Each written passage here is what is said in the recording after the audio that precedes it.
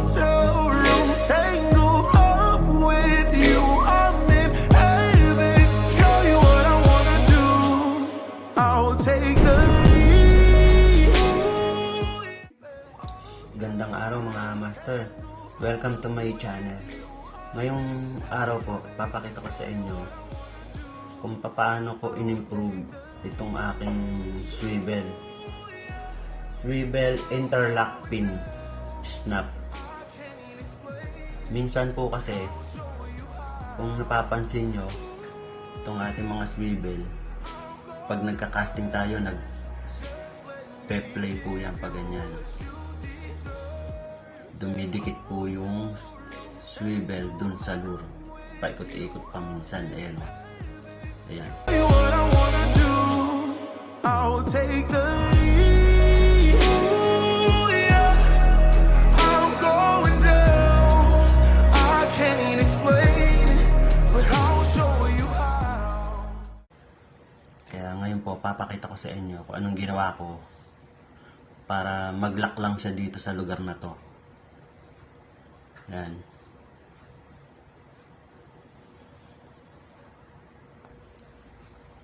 Ang ating mga kakailanganin ay mga manipis na wire kagaya nito. May kinuha ako ditong wire. Yan. Pinagtatlo ko siya. Yung mga apat na strip, gano'n, yung mga maninipis. Tapos, kailangan po natin ng soldering lead, soldering iron, wire stripper.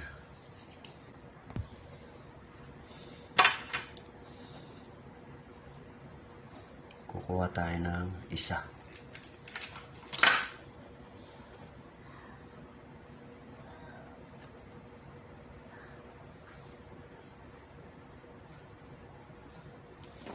Tapos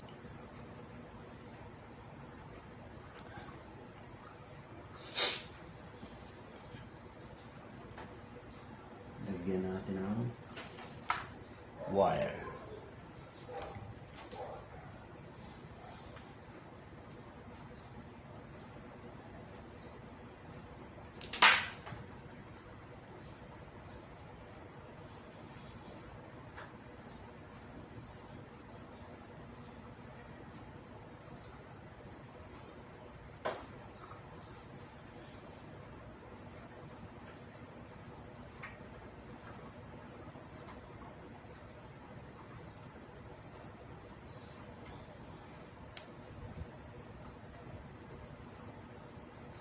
Yan.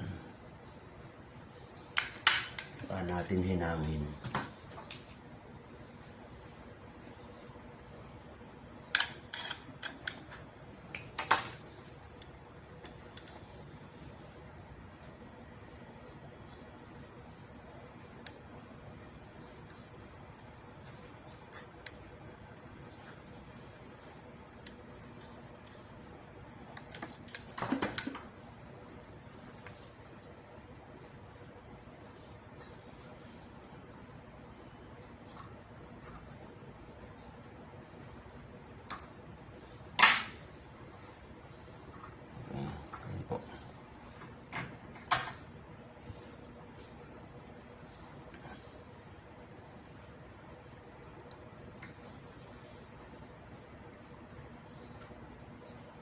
Kita ba?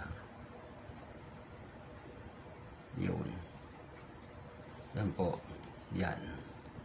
Di na siya lalampas. Hanggang dito lang siya. Diba?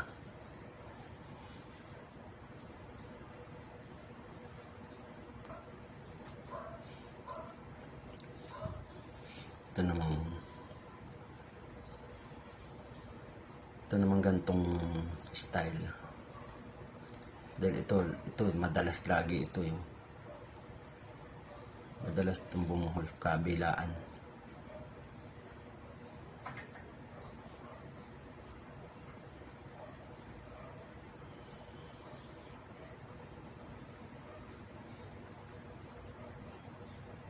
Kuha ulit ng wire.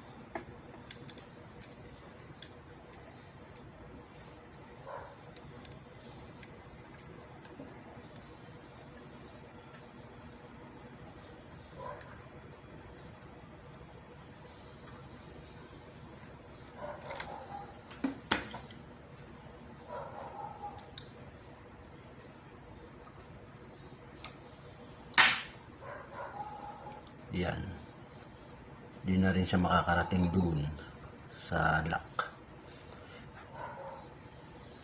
Napakaganda. Yan po, ganda.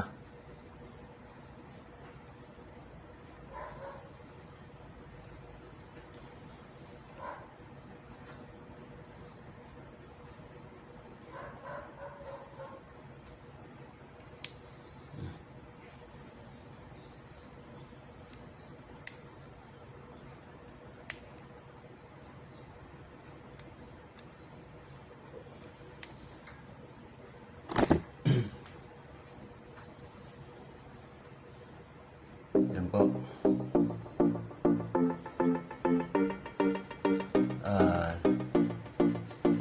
Sana po may nakuha kayong technique o aral para sa inyong pag-fishing mas effective.